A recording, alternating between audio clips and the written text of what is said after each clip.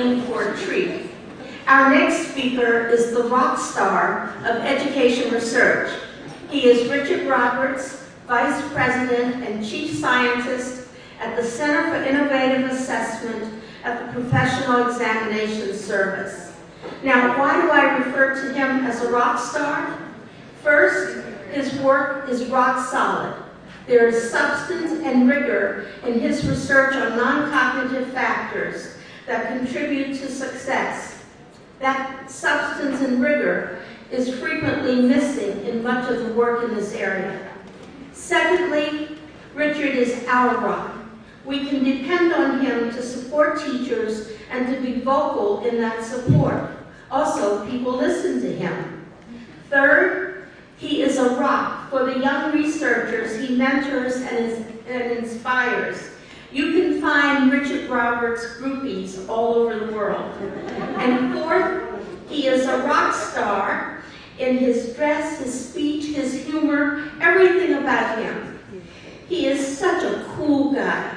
In a casual conversation, you would not think that he is an education researcher. You'd think he was a musician or someone involved in the popular culture. You would never believe that he is one of the most respected researchers in the innovative assessment of both non-cognitive and cognitive factors. So, ladies and gentlemen, here is our rock star, Richard Roberts.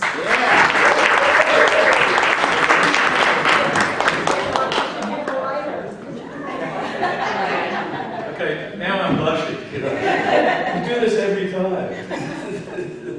Thank you so much. Those are very, very, very kind words. I'm really happy to be here today. I'm just going to tell you a little bit about myself and my journey, because it's a journey I think that, well, I've got some time, I might as well share it with you. So I used to be at the place underneath there, the educational testing test. I've forgotten the name already. Used to be at the educational testing service. I'm still kind of unofficially affiliated with them through a kind of element of the reason. I've still got some great colleagues there. We're still working together on publishing papers and thinking through conceptual issues. I'm doing that on my own dime because it's just something I believe in.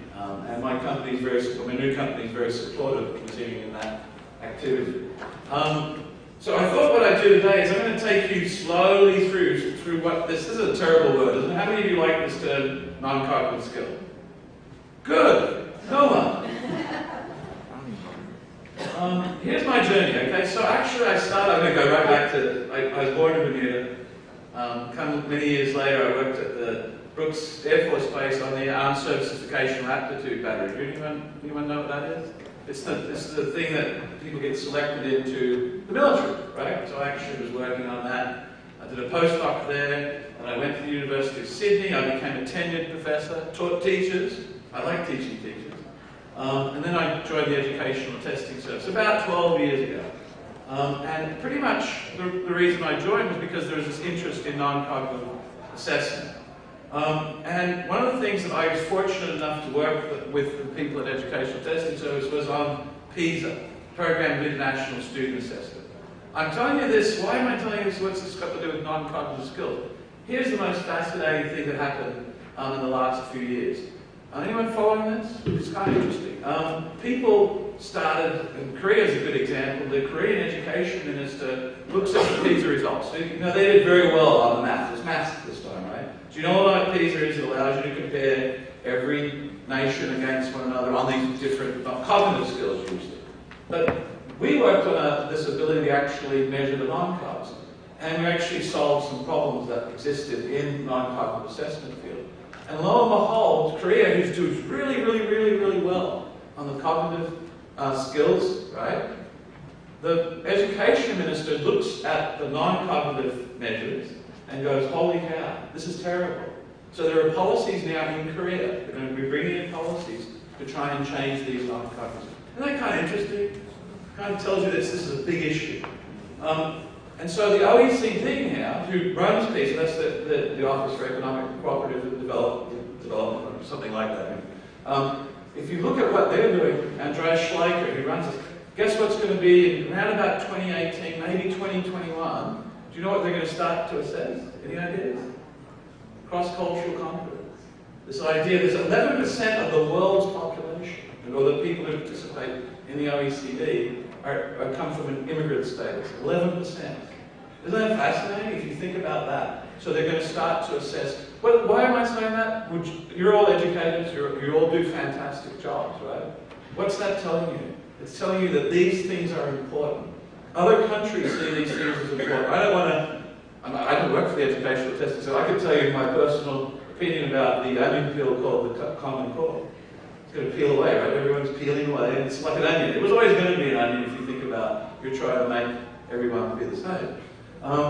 But what this tells you, because it's not a big issue there, is that these other countries who are starting to do better than the United States, they're probably going to do even better, because these things are valued as well. And if you can't bring them into infuse them into your curricula, that might be a big problem. One of the big problems, though, with these non-cognitive assessments, so typically the non-cognitive assessments, and Angela's going to talk about her work on grit, typically the way that they're measured is with a little Likert scale, and I would ask you if I'm interested in measuring grit. I would say, here's a little thing, the Likert scale. I have grit, and you have to say, do you strongly agree or strongly disagree with that statement? Now, I don't know about you. I don't know whether I got grit. I also know if I want to get a job, I'm the biggest, grittiest guy you ever see. Right? So, we have been working really hard at ways of getting around this problem of measuring these non-cognitive skills with these Likert-type scales. Okay? And it led us, the Educational Testing Service, to this whole idea of, could you build an assessment, and I'll talk about this, that actually is linked to the mission skills of the school. You all have mission skills, mission statements in your schools, correct? I find them fascinating, because you go and have a look at them, there's actually one line that talks about cognitive, if you think about the things that you spend all your time teaching, there's one line. And there's about 30 lines without these non-cogs. And there's no way of telling people whether that's being measured or not, right? So what do you say to parents? What do you really tell them? Here's your mission statement. I don't know how to evaluate whether you're doing these things. So we're working now with a bunch of independent schools. Independent schools, whether you like them or dislike them, one thing that they do is they do innovation. They are able to do innovation because they're obviously not beholden to some of the issues that you are in the public school system. So I'm going to talk a little bit about this. Anyway, I jumped ship. I'm 2 months into my new job. Okay, I work now at the Professional Examination Service. We traditionally do credentialing. I think these micro-credentials are really fascinating. The idea is, you do an assessment and then underneath it, you get a badge for it, just like you do. How many of you follow the badging movement? A few people? It's kind of interesting. So you do the assessment, you get a badge, and what the Professional Examination Service has under that badge is all your validation evidence. So that little badge there, in the IT world, in the new age that we live, has data and information underneath it. And Catherine, I don't know whether, to the extent that the teaching world, I was just thinking about the teacher leadership. I always have crazy ideas. Okay, so I was coming here and going, teacher leadership badges. Don't you think that'd be cool? I love it. I love it. It could be really, really cool. So I love it. And you could have every standard could be represented. Yes. So, so that's Richard helped us in developing the teacher leader model standard, so he knows the standards. Yeah, I do. I like leadership. It's really important. And so since I've been there, I'm actually getting into this whole idea of building assessments that lead to these badges. I'm also writing a book with a colleague, Jonathan Martin. Next year, I should be able to bring it, Catherine. Looking at non-cognitive skills in the K-12 world. I think it's a really interesting topic. It's a big, technically it's a white space. There are all sorts of people now getting into it. Some of this research is really good, and I'm sad to say some of it is really bad. And it's kind of makes it still seem like it's a muddy water. I hope that changes, so that's a real important. We're writing this book to kind of push it to tell practitioners, kind of sort the truth from the fiction. Because there's a lot of fiction out there. And I like building innovative assessment plans. Remember I told you these little Likert scales? They're kind of What you're going to teach? How are you going to teach to a Likert scale? That's what you want to do, right? You want to be able to teach to something. I mean, the nice thing about these 9 cards, you can actually teach them. That's actually a whole different way of thinking about this stuff. So what we've been doing is we're working on these situational judgment tests. You can teach to this. Now I picked one that I just made. So it's not got an education flavour, right? But it's got a flavour that we all can share. I don't know how many times I've gone to meetings and the expert kept on interrupting me, and the meeting went over time. But the idea here is that you have a scenario. You can think about kids doing it. We have built these for kids when I was at the educational testing center. You have a scenario, and then you have ways of handling that situation. And then you can even have why you picked the answer that you did. Lee's doing some amazing stuff, Lee, with interventions. This is also an incredible kind of intervention technique. You can actually have these. You can think of it. This might be very obtuse to you, but let me tell you, it's an interesting. If I was going, I could make a grip one of these, right? That'd be cool, right? Now you can teach to it. You can give some suggestions, and kind of interesting. Anyway, what do you think so far? I like being a little or whatever it is. Cool or not cool? All right, let's keep going. Richard, are you still working with the video-based situational judgment test? Yeah, I hope Okay. to. Yeah, we're gonna be building these.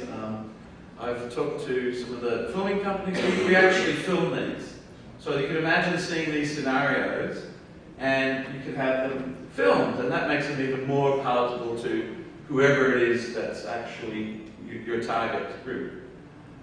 So let me backtrack now. So that gives you a little flavour about me. So let me backtrack a little bit and talk about these non-cognitive skills. What are they? They're anything really that's not cognitive. That's what makes them a little weird. Okay, and let me tell you, you'll hear them called all sorts of different things. Some people call them personal skills, 21st century skills. I love that one because it's not, what year is it there? Soft skills. Oh, soft skills is terrible. I mean, imagine you going to a parent, I'm going to teach these kids soft skills.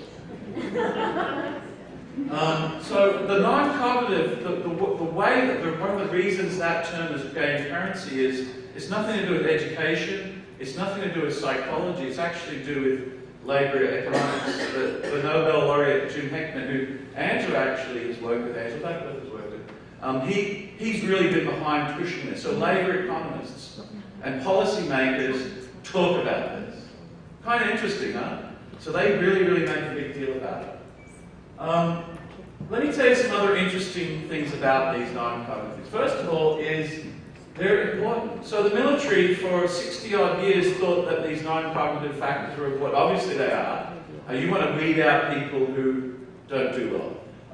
Very recently, they have now added into their selection system, they added the Armed Services Vocational Aptitude Battery, they have added a non-cognitive measure into that selection system.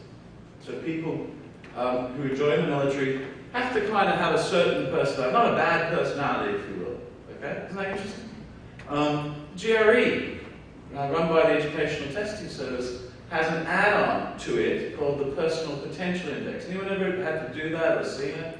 And the idea is that faculty rate you on these non-cognitive qualities.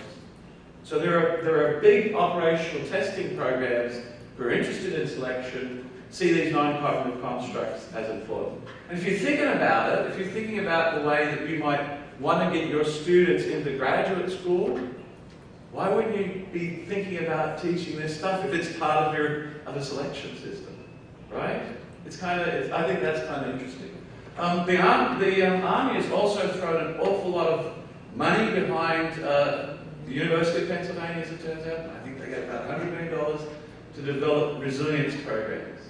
Resilience, not just for the soldiers, but for their families, actually, because they're taken, they leave, they're left holding sometimes really terrible situations. So there's this idea that training, you can actually train these non-cognitive skills. Anyone looked up the What Works Clearinghouse? How's it going for cognitive interventions? Interventions that actually demonstrably change mathematics performance, reading performance. Elder, you've had a look at it. How's it going? I looked at it for non-cognitive. I Right. find it very useful. It's very, very useful, but what you'll see in there, and correct me if I'm wrong, is not that much evidence for these programs working. In other words, for cognitive skills changing. Not to say education itself doesn't change these non-cognitive skills, because it does, and that maturation does. But what's really interesting is the suggestion that these non-cognitive skills are more malleable, that they're more changeable than your cognitive skills. And if you're a teacher, if you think about that, that's kind of interesting, right? It makes kind of, hey, you can do stuff like that. When I was at the Educational Testing Service, we built the Mission Skills Assessment, which I'll talk about, as an outcomes assessment. So you could look at schools every year. Not the individual, because we were a little bit worried about these non-cognitive measures being applied for individual. You know what happens as soon as you start measuring at the individual level, right? It becomes high stakes. So we were very keen, and still are very keen, to keep that a little distant. But you can still think about ways, and I'll show you how the groups of independent schools have thought about ways then of taking that information and infusing it into their curriculum and the like. And these non-cognitive constructs, as I mentioned earlier, they're really important now in international comparisons. PISA, the OECD, I never finished that story, they're going to do a longitudinal study in 2016. They will start doing longitudinal studies measuring these non-cognitive skills in X number of cities. And they will measure it for about 20 to 25 years. So it'll be done we'll all be old, many of us won't be here when they actually finish the results of that study. But it's fascinating. They're going to put a lot of money, countries are prepared to put a lot of money tracing these non-cognitive skills. I also like it because, in a way, if you think about these non-cognitive constructs, they're a really interesting bridge between the education side of things and the workforce, right? They bridge them. They bridge them naturally. What do I mean by this? Okay, so you're all teachers or interested in education. Here's the most fascinating thing. About 2005, 2006, the conference board asked a lot of all the Fortune 500 companies, what is it that your students don't have much in abundance? Okay, what is it that you're sending them out as educators, you're sending them out into the workforce, what do they lack? And guess what number one was? Work ethic. Number two, teamwork. Isn't that incredible? It tells you what's missing in the education system as it's currently structured. And then way down there you'll see math is mentioned. Things that the cognitive skills are mentioned, but it seems to me, if you take this seriously, you'd go, well, you're not doing that bad a job, you know, you're not doing that bad a job on the cognitive skills. There's also this idea of the badges that I mentioned, the idea of career academies. I think Philadelphia is famous for its career academies, or it's getting famous for it. It's an interesting idea. I don't know what you think about that politically. Here's another example of ways that I mentioned the mission skills, the mission statements going through there. These are the ones that Fred Oswald and company found for higher education. You'll get an intellectual component. So they went through and they reanalyzed all the mission statements of all the colleges across the land, okay? And you get definitely a case in these mission statements for knowledge and mastery. But guess what else you get a case for? Interpersonal skills, intrapersonal skills. Hey, do you guys want me to send this PowerPoint to you? I got no problem. Okay, I'm a great believer in open source everything. Okay, even open source assessments when I build them often, which I don't think the Educational Testing Service always do. So here's another thing about these non-cognitive skills. They are malleable. Remember I mentioned that, and we wrote a book about this. You can change them. And there's some incredible work. Here's one person who believes that. She's doing a great job. She's got a book. It's kind of cool. But there are other groups. The one that I always like to think about is the Castle. Anyone come across Castle, or some of the work that's been done out of Yale University on the collaboratives for academic, social, and emotional learning? These people are not saying, by the way, get rid of cognitive things. That's really important. Those people who say get rid of cognitive, that's crazy. I mean, I'm sorry. I can't be, that's ridiculous. It's what they're doing is that they're infusing your curriculum with social and emotional elements. They're malleable. Here's another really cool thing. Can you talk a little bit about what you mean when you say that they're malleable? Give an example. Yeah, okay, so here's, I can go back the whole story. Thank you, Catherine. You're welcome. Here's the whole story. How many of you did psychology? I guess everyone has to do psychology, a little bit of psychology. And I bet you were all taught, you had to do a personality course probably, or something like that. And you were probably then taught, these things are set in stone. Right? How many of you heard that story? The personality, set in stone. You reach a certain age, you can't do anything about it. You're done for life. That's not true. Very recently, they did some meta-analysis. They were tracking change over the lifespan, and it's amazing. Personality is actually kind of rubbery. It's plastic, You can change it. And you can change it in lots of different ways. And one of the ways that I think you can change is with some of these social and emotional learning programs. Jim Heckman, the Nobel laureate, when he goes in and has a look at some of these data, Head Start. I love Head Start because what you'll hear, everyone going, Head Start, no, that didn't show great cognitive rises, right? What happened though with everyone who's in Head Start? They don't get incarcerated. They make more money. And the thought was, Jim Heckman looked at these data and he goes, wow. The impact on these non-cognitive things of Head Start is phenomenal, right? Isn't that interesting? So my point is, they can be changed. They can be changed by programs. If you go into the Workworks Clearinghouse and you look at the character education, some of the evidence for that, it's kind of compelling. And it shows links and gains in their cognitive test scores, which make it even more compelling. So that's what I meant. Does that help you?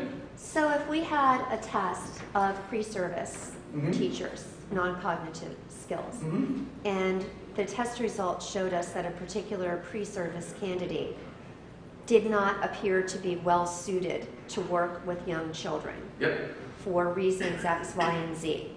What you're saying is that with the right interventions, X, Y, and Z could be changed. Yeah, depending. I mean, if really it's impossible for them to ever work with young children, I would tell them, why don't you work with them? There's little things you can do. I'm not saying you can always intervene on some of these dimensions. Like that example, I would go, no, don't work with you. But yes, you can. Lee, did you have a... Just that. May I refer to it? So, Richard sent a team from... Can I say this? Yeah. What do you mean? I told you what it was about. Not only that, you can come up. So Richard, come up. because Catherine sent a team to my classroom last year, and some of you remember I talked about it, and we teamed up, and we measured a pre and a post for the non-cognitive skills. And they asked me specifically what I wanted to measure. Now, I work in a high school of 2,000, Central City, okay, and the population 65% free and reduced lunch, and it's beautiful. It's a global world. And I teach 9th, 10th, 11th, 12th, all mixed. And we wanted to test resiliency. We wanted to test teamwork. We wanted to test integrity, okay? We wanted to test all sorts of things. Richard probably has the work there. And I had no idea. I was just going to teach it straight. I don't do show and tell, dog and pony. And I just taught my curriculum, but I've got some really tough kids. And they tested them. And then he sent a team to evaluate them and to talk to them. And again, I had no idea. I mean, it's like high stakes testing, right? I could have fallen on my face and said, this doesn't work. I know that we're pushing him towards graduation. It worked. It absolutely worked. So then what we did is this became one test, but the beauty of it, we tested other classes. Other classes in the same building, the same environment. Did they get the same results? No, they didn't. And so what does that say to me? It works. Can you teach it? You better believe. Do we need to? Absolutely. Do we need to teach and be committed to academic resiliency? Look at our dropout rate. We can't afford not to. So thank you, Richard. All of his work Thank you, Lee. incredible. Doing some incredible things there. And in fact, that's a really good point, Lee. You actually, the really interesting about these non-cognitive assessments, if you have them, they predict things like dropout or retention, when the kids could actually do much better than any cognitive tests. Cognitive tests don't do a very good job of measuring some of these further out performance indicators. And another thing, in cognitive test land, as I call it, the cognitive test world, you get big gaps, right? There's kind of large gaps between subpopulations. Those gaps are shrinking to non-existent on the non-cognitive ones. Although I'm going to show you some data which is kind of alarming about boys versus girls. It's kind of very sad. And most importantly, because I'm a nerdy scientist, they actually can be measured now reliably and with validity. Okay, I'll actually show you some of this. So let me now take you through this idea. Is this interesting to you? Anyone not interested? What's it? Now let me tell you.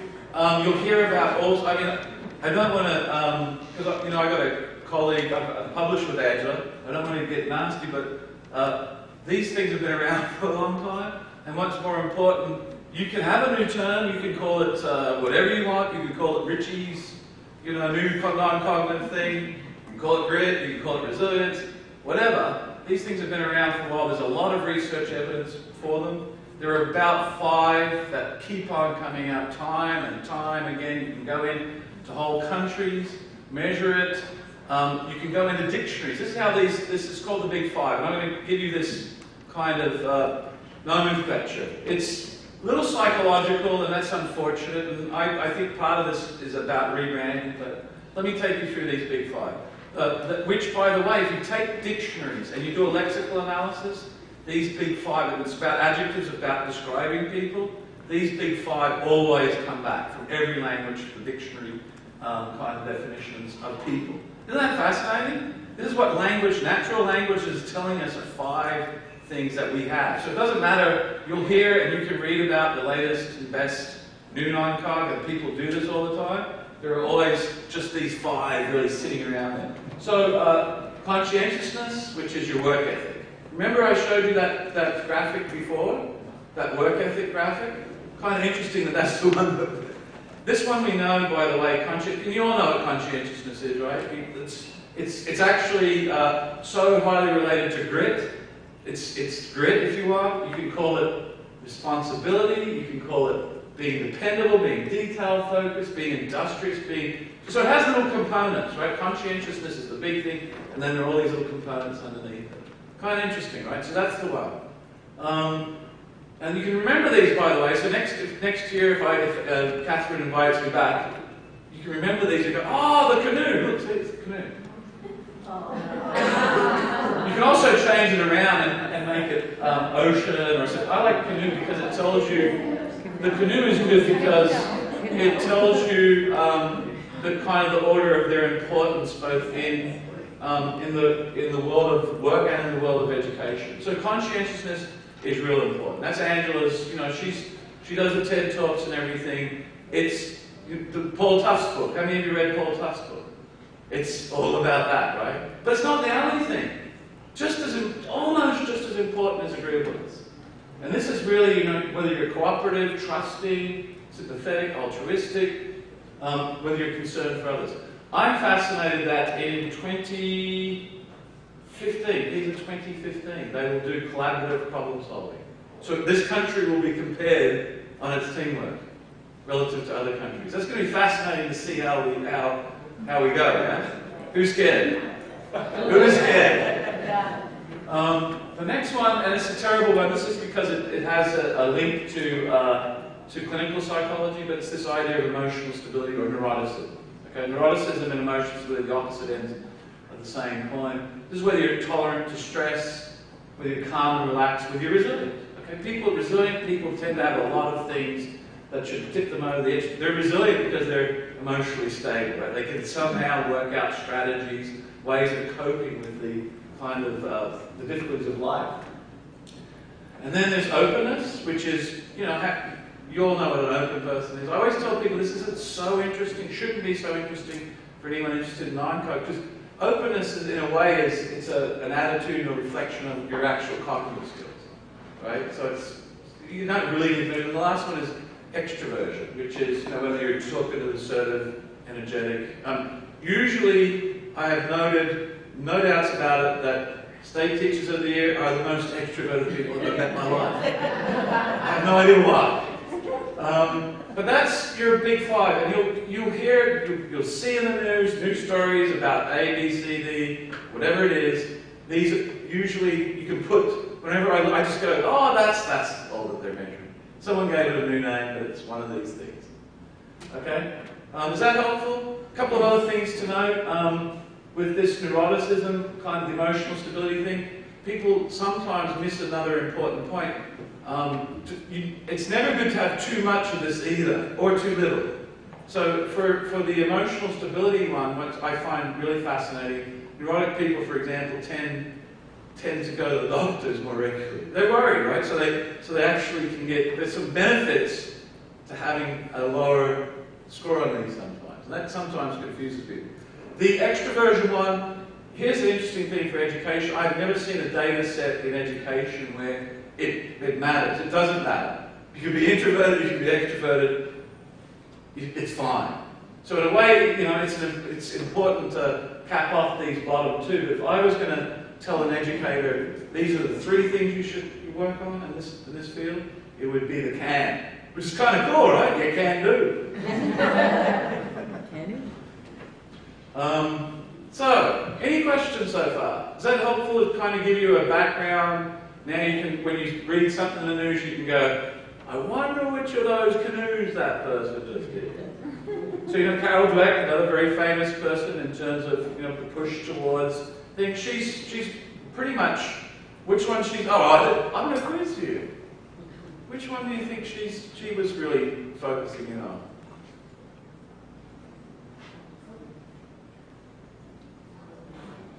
Openness, right? It's the idea that that it's your intellectual approach to things. So she's saying by saying to kids, you can that this is not inbuilt into you, you can change it, right? That's pretty much your argument. So she's saying it's something to do with this openness thing. It's a change that you can bring to your openness.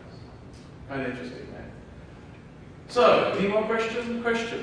Take a little time. If you want to, I don't know. It's good to stretch. If you want to stretch, have a couple of minutes, talk amongst yourselves. I always think it's a good idea.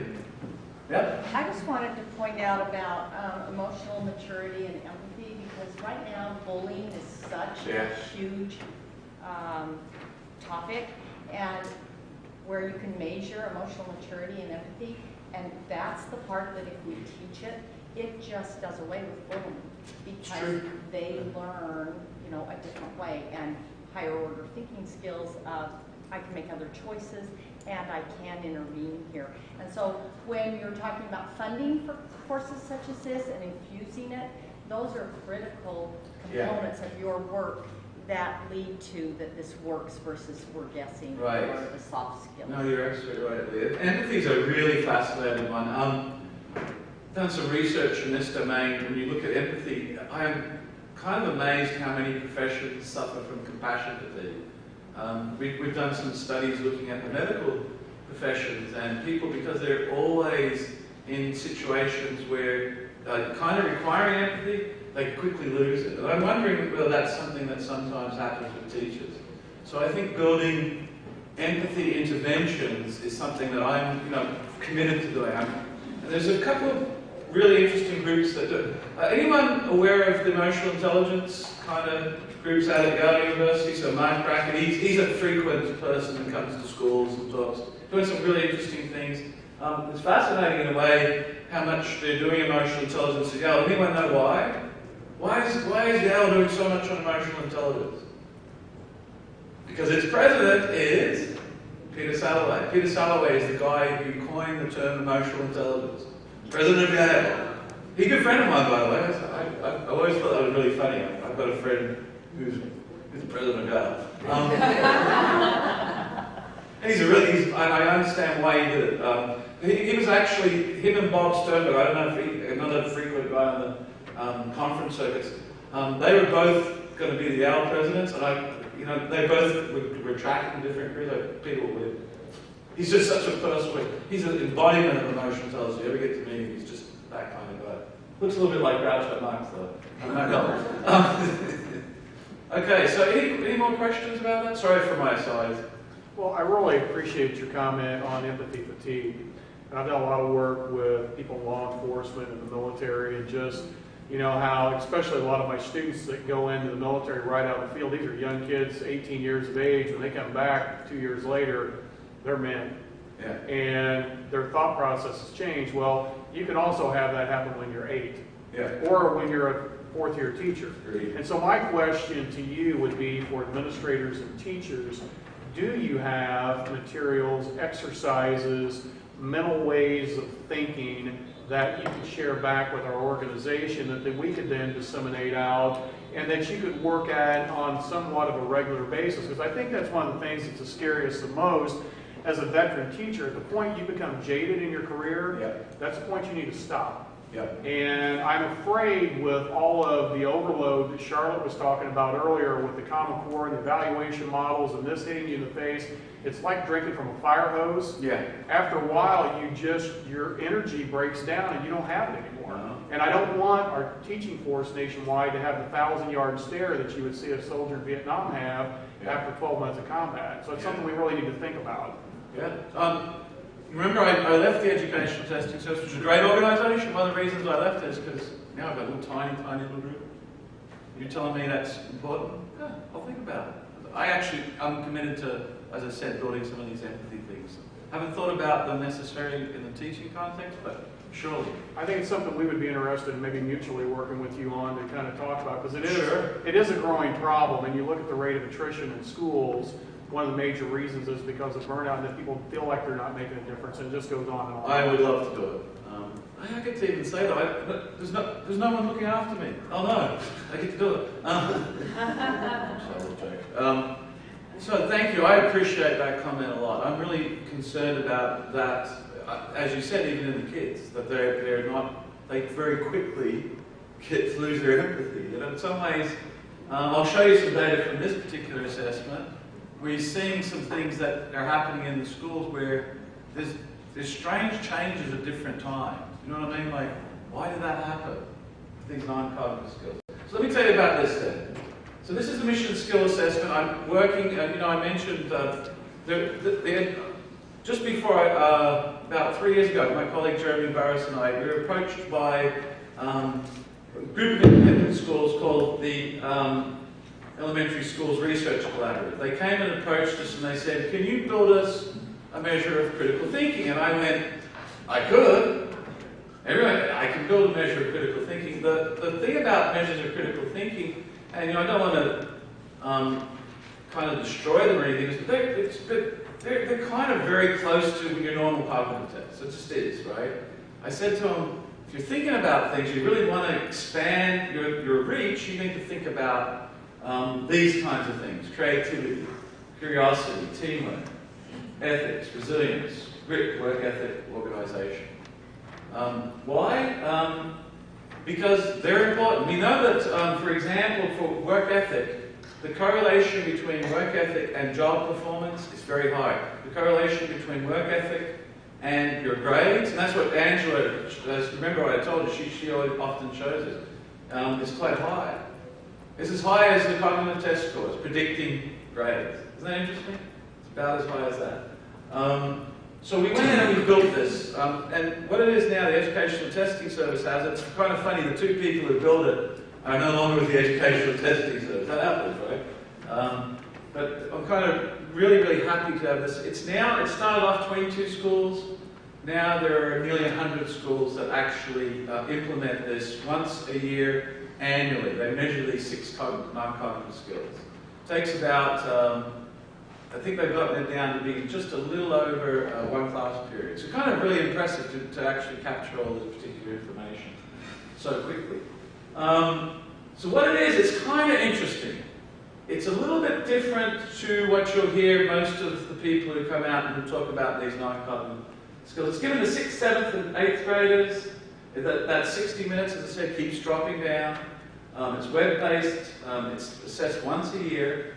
And it uses a multi-trait, multi-method design. What do you mean by that? Well, first of all, it involves a self-assessment on a student's behalf. By the way, the great stories here, the kids always say, this is the best class I ever had. They love it. They love, Lee, I bet you when your students did some of those, they enjoyed it, right? Probably wasn't the best class that they had, though. I'm sure teaching all the other ones. So you get this self-assessment. It can be these Likert-type scales. But I'm not so worried now, because what I also am going to supplement that with is teacher ratings of the student as well on these non-cognitive skills. And I'm not even going to be interested in that, because I'm not that worried about, because that's got some problems too, right? The teachers don't know the student, or they're worried about reporting out on some of these things. And I go, I understand, you don't have to do it, because we're going to use a triangulation process. But then we also measure them with these situational judgment tests. Remember I showed you one of these at the start. It's a little scenario, and then they have to say how they're going to respond to that scenario. And then we're not interested in any focus on the individual. We're actually interested in institutional data. So we're comparing the schools against schools. I just wanted to say that this year when our students took the SAGE test, measuring the cognitives, and you know, they've just been written, there's many holes in them, and they came out, they said, I'm exhausted. That was hard. What were they asking? Okay. When my students took this test that Richard sent, they came out and they said, how did you feel about this? Did you think that Jane was, and you can frame the questions up however you want, but what I found, Richard, that I loved is they were learning from the test. Yeah. They were revisiting it and evaluating it for themselves. That tells me that's an excellent test. Yeah. I just want to. Well, I mean, this is the thing is, I tell people, teach to this test. It's not a bad thing to do. Right? It's kind of an interesting. And anyway, so we've got this now. We've been doing it for 3 or 4 years. I mean, how do I say this? The Educational Testing Service is now doing it for 3 or 4 years. And in addition, obviously, they also collect all the institutional data, grades, test scores, absences, etc., etc. Here's what it looks like. It's a little self-report, so the kids would do this. They also do these situational judgment tests, so they're very clean and made. Now they do the situational judgment test, one about teamwork. They love it. And then the teachers actually have to do some. This, a lot of the schools have found this also fascinating. It's getting teachers to think about these things, right? So it creates a dialogue within the school, right, about these kinds of things. That's where it was most recently, all the different schools, or 68 schools, like I said, there are about 100 now. We have 12,000 plus kids taking it. And just a few little, you know, I'm a nerdy scientist, I've got to tell you a few findings. These things are reliable. They approach the reliability of your standardized tests. It's about 0.9. Very close to the step to reliability, right, Eleanor? It's about 0.9 for the SAT and the like. And there's some really fascinating, in a way, this is a policy capture opportunity, right? You can now, because we're not trying to make this high stakes, we're trying to change a culture within the cultures within the schools, and I'll show you how successful. But there are really interesting things in terms of policy. One of them is that girls are outperforming boys always on all of these things. That is a concern. They're quite large, those gaps.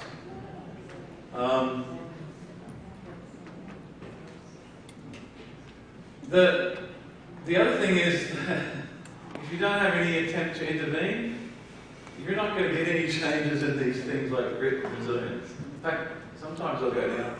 It's real because you're getting maturation differences in the kids. It's obviously tough times in middle school. Many middle school teachers here, you know what I'm talking about. So without an intervention, you kind of watch them. They struggle. And then the other thing that's really interesting is that these all relate to GPA about the same as the cognitive test scores. And then grit and resilience, they also predict things like, we include in this assessment measures of life satisfaction and happiness. It's fascinating to me. With the cognitive test scores, how do you think that relationship is? Do you think that's an important variable that kids should feel happy? Who doesn't? If you measure it and think about it as an outcome, these measures get at it much better than any cognitive test. The cognitive test correlation with measures of life satisfaction and happiness is 0. Okay? And that replicates a trend in some countries who are now taking happiness index. It's kind of makes it seem soft when you talk about happiness index. They really measure psychological well-being, and these measures do a really good job of predicting. There are other interesting things. This is a correlation showing that at least for grades, actually it's whether you wanted to look at resilience and a person's cognitive test. For girls, it doesn't seem to matter it doesn't matter much, but for boys, resilient boys will tend to do better on the cognitive tests. Isn't that interesting? And all that's research. Like I said, I used to tell people when I work with educational testing, so even though I do assessments, I'm not interested in assessments. Isn't that funny? I've been doing it for 12 or 13 years. I'm not really interested in it. I'm interested in what happens from the assessments, and this is the coolest part. So I've been going to these schools, and I've been blown away. Things like this happen. Some of the principals now send out monthly newsletters talking about these particularly, the parents love it. Sending out monthly. Teachers are teaching to the test. They've been telling us that the teachers, cool, that's what you should do. Some of the schools are developing standardized rubrics to go along with this.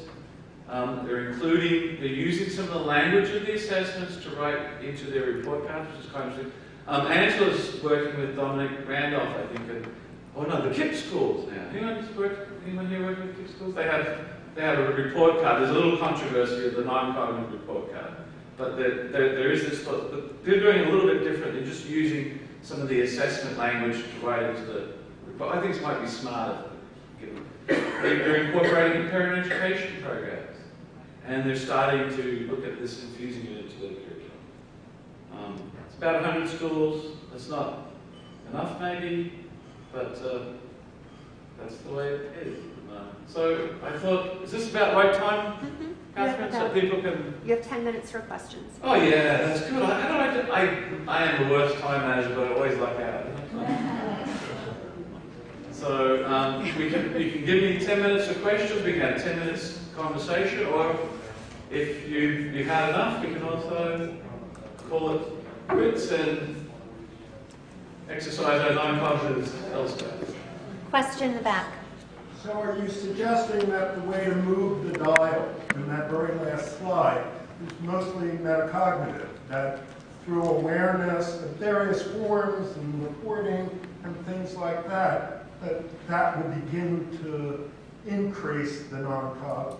Yeah, I think there's, I guess, Conley, isn't it? He makes this claim that they're metacognitive. Yeah, some of them are metacognitive, some are actually very basic. So here's one an intervention that I always like to tell people about is learning how to read facial cues. It's a very primitive process. But you can train people to read facial cues. You should get, one of the things, I guess I've done a little teaching in my time. I used to always tell people if you wanted I think what you should teach kids is all the basic emotions. And to pose all of those basic emotions. I think that's a really easy exercise. Show me happiness. You know what I mean? Show me sadness. And just having a knowledge of these things is really important. So some of the interventions are very low level. Some of them are metacognitive and some of them sit in between. That's just, the way I think that I would organize them. Some of them are innocuous. If you believe Carol Dweck's research, just tell kids that intelligence is malleable and the kids will start to do better. That's a little hard to believe that that's easy. That's what her research suggests, right? Any other questions? Rebecca. I think this is such a gnarly little ball of contradictions, and really there are so many kind of competing interests that make it a conflict of interest for teachers to try to develop non-cognitive skills in kids, even though we want to. I'm passionate about this. Mm-hmm. But we live and teach in an era where we have to get measurable results with kids, mm-hmm. and rigor is being thrown around. That word, my goodness, your class has to be hard. Yep. But kids have to succeed. Yep. No one can fail. Yep. But it has to be hard. Yep. And so to build and develop non-cognitives, it really seems like your classroom should be a little laboratory of failure. Do you know what I mean? Where kids Yeah. struggle and fall, you help them, coach them, they go back up, and then by the end, we failed, but then we learn and we grew. So how do teachers teach in an era where that is so scary for parents? Because no parent wants to see their kid struggling and failing all year long. Yeah. Even if you have the best teacher in the world saying, trust me, I know what I'm doing, I'm going to make sure your kid makes it to the end, and there's going to be enormous growth, non-cognitively and cognitively. Yep. Trust me. Yep. At the same time, they're being evaluated and having to provide data. Yep. Oh, here's all my data, principal, they all Yep. failed. But present year was rigorous and hard, and this is, do you know what I'm saying? No, I understand you. It's a real tension. Here's what makes it more fascinating to me. When you mention success, how are they measuring success? How are you being forced? This supposedly rigorous assessment of success. What is it? Right now, it's all cognitive. Cognitive test. I don't understand. I mean, I'm telling you that if you look at all the data, right? All the data all over the world is telling you that part of the success equation is these non-points. What would that mean? It would mean that, yeah, you have to sometimes fail. I think it's, is that life? That is life, right? So you can see what my beliefs are. Remember I told you I used to work for the educational testing service, but I wasn't interested in assessment. Jane, my question deals with using these non-cognitive skills and the malleable side of it when you're working with teachers.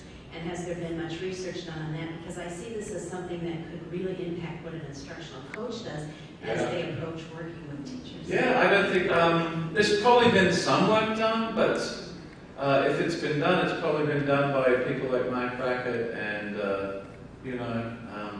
Roger Weisberg, the Collaborative Academic Social Emotion. Some, but not a lot, probably not enough. I mean, I was thinking about that. I'm sorry, I'm almost, I get an idea. Someone, that was such a great comment about compassion fatigue. I'm thinking about that, and I agree. I think there's things that could be done. I don't know that area well enough. I do when I look at your list, I'm thinking the teachers who are having the most difficulty, it's the non-cognitive skills that's keeping them from moving. Yeah. Very interesting thing. Yeah. No, I'm agreeing with you. By the way, about the previous comment about this being a gnarly knot. I agree, but it's a gnarly knot that maybe we need to unravel, right? And one of the ways that certainly the independent schools are unraveling is that it's only one section. There's only one class period that gets taken up with this assessment, right? But it creates all this other stuff. So in a way, compared to your cognitive test, it's very efficient, right? Very efficient. So that's a gnarly knot. I agree. That was a really perceptive comment. Can I quote you? This book that I'm. Yes. Yeah. If you could reproduce that, I think I would really like to put this. Remember, I told you I'm writing a book at the moment now with an educator. I decided to do something a little different. I'm working with a principal, former principal, who now does, if you know the independent world, does a lot of blogs there, and he's got a really interesting website, Jonathan Martin. So we're writing a book. We have time for one more question, and Allison's got one. Yeah. Awesome. I taught elementary school for 26 years. And I can tell you the one thing that keeps coming to mind when I look at these, especially the SIDS, is proper, very organized cooperative learning strategies, such as Kagan and its Kagan's, but if you're familiar with those. Reaching consensus, listening, equal participation, those kinds of things.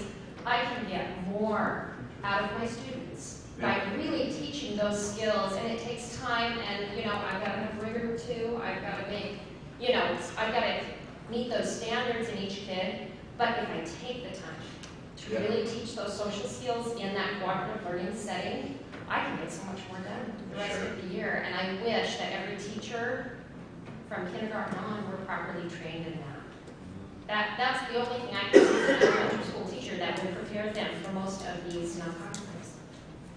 Thank you. As far as a teaching strategy, so. Can I quote you? Well, if I were less fun, openness, yes, of course. That would be fun.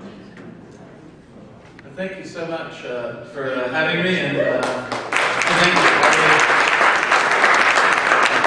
And then, he's always embarrassed. Thank you so much.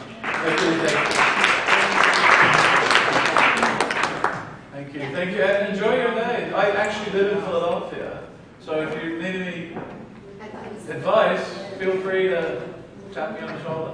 And you have a 15-minute break.